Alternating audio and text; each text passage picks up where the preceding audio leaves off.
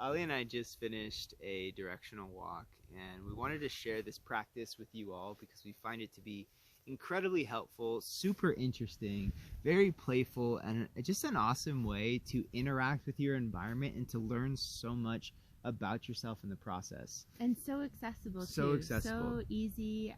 We just took probably about 2 hours, and we just had a few friends with us who are open and interested in doing this, and so it's very easy to do in your community and in your place. And you can do it on your own, and you can do it with other people, whatever feels good to you. But today we were working on the south direction, so we were walking with the south, and that might sound confusing. What do you mean by walking with the south? Well, we're using each of the 4 directions to symbolize certain archetypes, right? To certain qualities of the self and of the psyche. And the south just traditionally has been identified as the place of the childhood, the place of the summer, right? So if you think about childhood and summer, what comes with that? And it's exploration, and it's embodied sensual perception. It's the wild one in ourselves that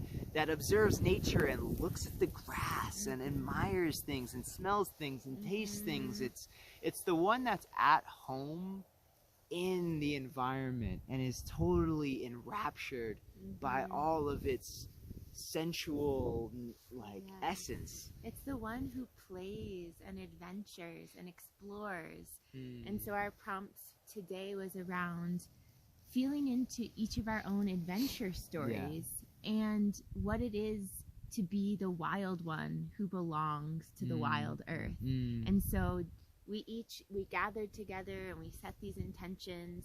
We set a threshold together, which is just a marker of transition from one way of being, which is just more casual being together, into a more mysterious realm of adventure and play. And we were hiking up a mountain, and we just invited them to go however they wanted. Choose your own adventure of this mountain.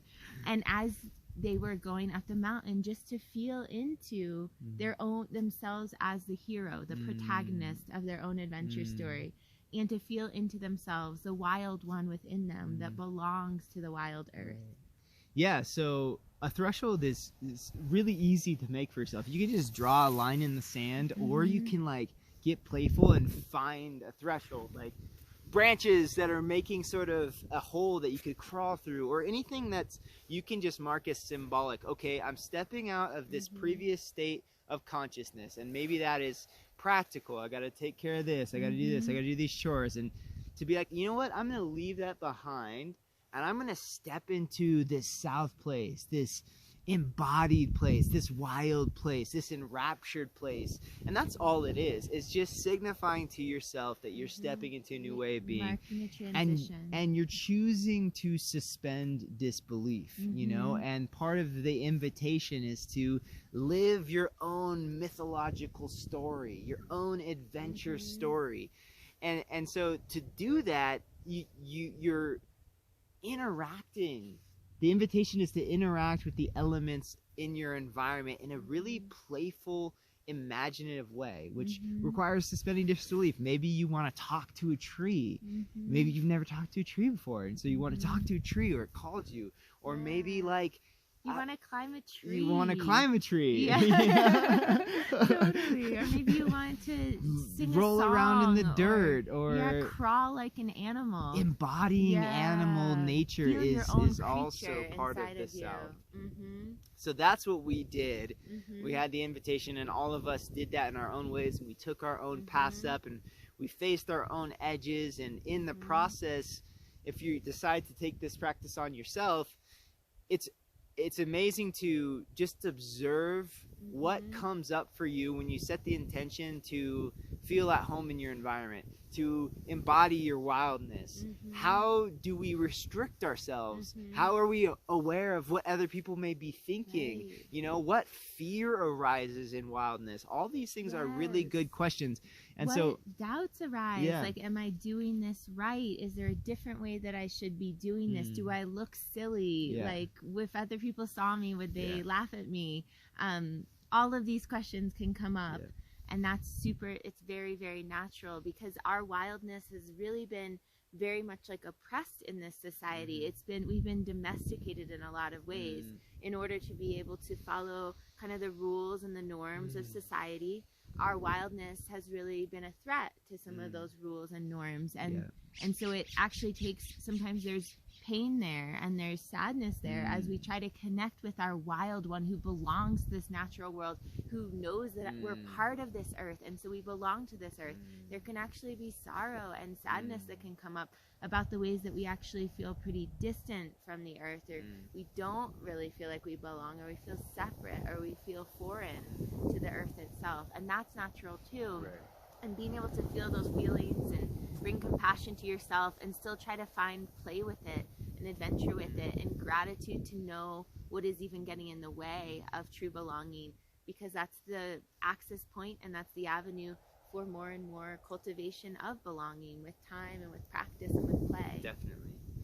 Absolutely. And as we have let go of our wildness and move towards more and more domestication, we're also seeing the loss of our vitality. And the loss of our vitality produces a fragility, which produces more dependence. It's part of this cycle. And I really believe it's a revolutionary act to start taking responsibility for cultivation of our wild vitality. That we're human beings inside amazing human bodies, and it's really incredible what we're capable of, what these bodies have evolved to become.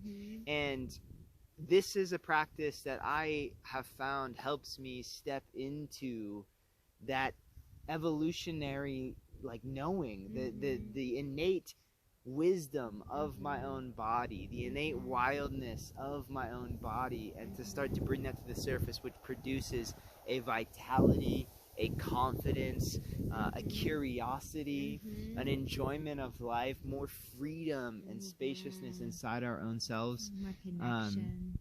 So that's what we wanted to share with you, is this is some of the ways that we're utilizing this time and space to lean into more intimate connection with nature, more intimate connection with ourselves, our own bodies, with each other. Yeah, with community. And so this is just one of the directions, and our plan is to go through the whole wheel and do all of the directions, and they each have different qualities of the psyche and qualities of engagement with nature and the natural world, and they each also continually can be deepened. And so we just look forward to being able to continue to practice together in this beautiful, beautiful place of Durango, Colorado, connecting with our full selves and the full selves of the natural world. So the invitation is to go on your own adventure story in search of your own innate wildness. Set that intention for yourself. If you feel it, if you feel up for the adventure, cross a threshold and step into that place of mystery and see what arises. You just might enjoy your time in the process of even personal self-discovery. Yep. So sure, you'll learn a lot about yourself in the process. Thank you so care. much. Yeah. Bye-bye. We'll talk soon.